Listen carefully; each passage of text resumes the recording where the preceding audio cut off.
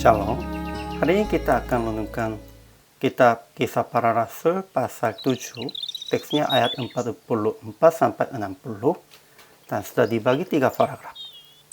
Paragraf yang pertama ayat 44 sampai 47. Orang Israel membuat baik kemah kesaksian di padang gurun maupun rumah untuk Allah pada zaman Salomo.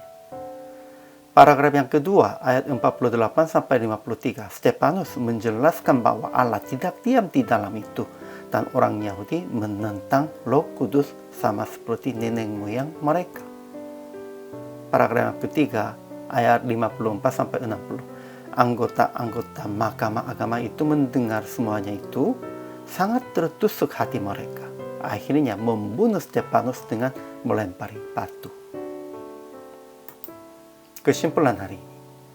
Selanjutnya, Stefanus berkata tentang kemah kesaksian di padang gurun dan rumah Allah yang dibangunkan oleh Daud dan Salomonya. Dan juga berkata dengan perkataan Yesus, tetapi yang Maha Tinggi tidak diam di dalam apa yang dibuat oleh tangan manusianya. Itu berarti bahwa sekalipun Yesus berkata membongkar rumah Allah itu bukan menghujat, dan dia berkata kepada orang mereka, hai orang-orang yang keras kepala dan yang tidak bersunat hati dan telinganya, kamu terus menghina nabi-nabi dan akhirnya membunuh Yohanes Pembaptis dan Yesus Kristus. Mereka tidak bisa menahan lagi sendiri karena sudah dijelaskannya dosanya, maka mereka ingin membunuh Stefanus. Namun Stefanus yang penuh dengan Roh Kudusnya melihat kemuliaan Allah dan Yesus berdiri di sebelah kanan Allah. Lalu katanya, sungguh aku melihat langit terbuka dan anak manusia berdiri di sebelah kanan Allah. Tetapi orang-orang Yahudi menyeret dia keluar duta lalu melemparinya sampai mati. Ajaran tentang Allah yang pertama, Allah tidak diam di dalam rumah yang dibuat oleh tangan manusianya. Namun ia tetap menyertai anaknya melakukan sesuai dengan kehendaknya. Kedua, Yesus menampakkan diri kepada orang-orang yang saksikan Yesus dan saksikan kehendak Tuhan dengan berani. Ajaran tentang manusianya. Pertama, Stefanus menerangkan bahwa Allah tidak diam di dalam rumah yang berbuat tangan manusianya. Juga menerangkan akan orang Yahudi menentang Roh Kudus sama seperti nenek moyang mereka dengan menganiaya nabi-nabi. Akhirnya dia berkata bahwa sedang melihat Yesus di sebelah tahta Allah. Kedua, orang-orang di sana sangat tertusuk hatinya. Akhirnya membunuh Stefanus dengan melempari batu.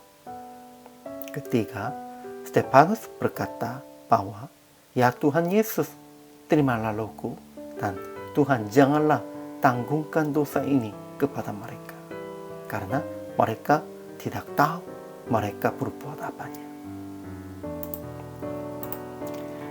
Aplikasi hari ini. Pertama, hidup bersama dengan Tuhan bukan di dalam gedung yang indahnya, melainkan di dalam kehidupan yang melakukan kehendak Tuhan. Gerung ibadah yang indah itu pun sia-sianya. Tuhan bersama dengan kita hanya dalam kehidupan yang melakukan kehendak Tuhan.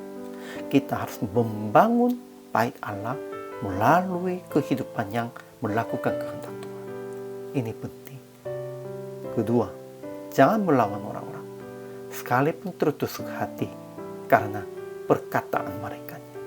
Langsung bertobat dan kembali kepada Tuhan saja. Memang semua orangnya ada yang dosa. Memang tidak ada seorang pun yang sempurnanya.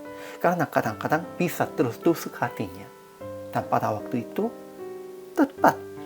cepat bertobat saja. Jangan menolak itu. Dan jangan menganiaya mereka. Hanya bertobat kembali kepada Tuhan. Ketiga, mengampuni orang-orang yang menganiaya Anda seperti Yesus dan Stefanus. Pentingnya ini. Ya, di dalam undang-undang memang hukumannya mereka tidak tahu pun harus mereka dihukum. Namun Yesus dan Tuhan tidak begitu. Karena mereka tidak tahu berbuat demikian itu, hanya mengakunya dosa saja dan hanya bertobat saja, Tuhan akan mengampuni segalanya. Ini penting. Inilah keselamatan dari Tuhan. Jadi praktik hari ini, hidup bersama dengan Tuhan bukan di dalam gedung ibadah, melainkan di dalam kehidupan Anda dengan melakukan kehendak Tuhan. Dan secepatnya mengampuni orang-orang yang menganiaya dalam mengolok-olok Anda dengan hati Yesus. Harus mengampuni mereka, karena Tuhan pun juga mengampuni kita. Inilah kehidupan sesuai dengan kehendak Tuhan. Hari ini juga, selama melayani, Tuhan Yesus memberkati.